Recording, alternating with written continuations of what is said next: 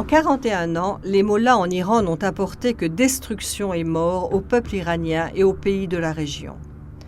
Le régime des mollahs se débat dans des crises incurables, dans les domaines politiques, sociaux, économiques et culturels. Mais il est aussi aux prises, avec la colère, le mécontentement et les protestations quotidiennes de la population.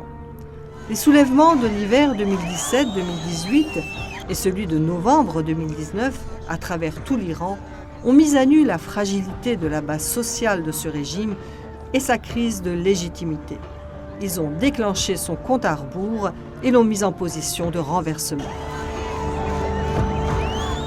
Par conséquent, contrairement au passé, le régime ne cherche plus à présenter de lui une image acceptable et populaire. Mais selon les mots des partisans de la complaisance et des marchands de pétrole et de sang, même si cette dictature est mauvaise, elle n'a pas d'alternative, ou encore ceux qui se présentent comme son alternative est bien pire qu'elle-même.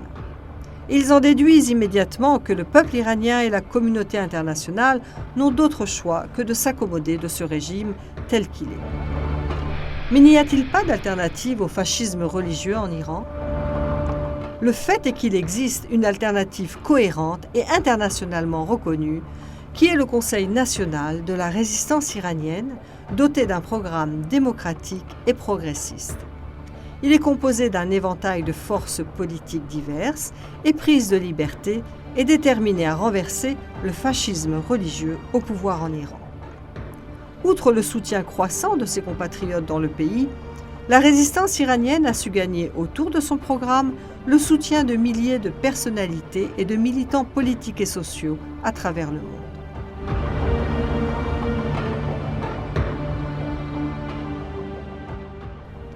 Il y a 30 ans, le CNRI a élu une présidente de la République pour la période de transfert de la souveraineté au peuple après la chute de la dictature religieuse. Il s'agit de Mariam Rajavi qui présente un plan en 10 points pour l'Iran libre de demain.